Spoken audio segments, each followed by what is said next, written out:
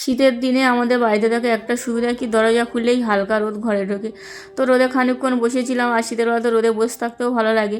এদিকে তো এখন চা করে নিচ্ছি, গলাটা প্রচণ্ড ব্যথা হয়েছে। রাতের বেলা দুই মেয়ে যখন ঘুমাবে ফ্যান চালিয়ে ঘুমাবে, ওদের নাকি গরম লাগে, আর ওই যে হাওয়া খেয়ে আমারও তো গলা ব্যথা হয়ে গেছে। তো চা খেয়ে নিয়েছি, আর আমার ছোটো মেয়ে খেলা দেখো সারাক্ষণ ওই যে খাতার পেজ কেটে কেটে খেলা করবে। আর এদিকে যত ঘাস পাতা দিই না কেন, ও কাগজ না নিলেই খেলা করতে পারবে না।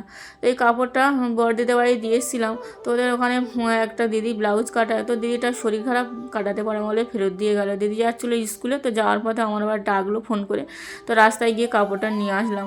এদিকে দেখো এখন বিয়ে বাড়ি তো একটা আছে 27 তারিখে, আর 26 তারিখে আমার একটা জায়ের মেয়ে বিয়ে, তো যেতে পারবো না। আর 27 তারিখে তো বাড়ির পাশে, ওটা যাব।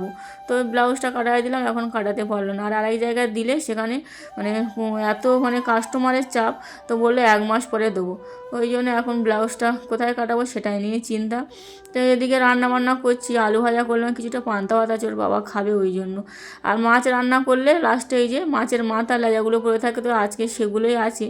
আর এই কচি দিয়ে রান্না করছি। দিদির কাছে ফোন করছিলাম, কথা বলতে বলতে তরকারিতে 2বার করে লবণ দিয়ে ফেলেছি, একদম তিতো হয়ে গেছে। ওই জন্য একটু পালং পাতা তুলে নিয়ে তরকারিতে দিয়ে দিলাম। জামা কাপড় ছিল কিছুটা কেচে নিয়েছি, মেয়েকে বললাম একটু ছাদে মেলে দিতে, কিছুতেই যাবে না, অনেক ভালো বলার পরে ওই যে যাচ্ছে। ছোটো মেয়েকে এখন এই যে ভাত খাইয়ে দিচ্ছি।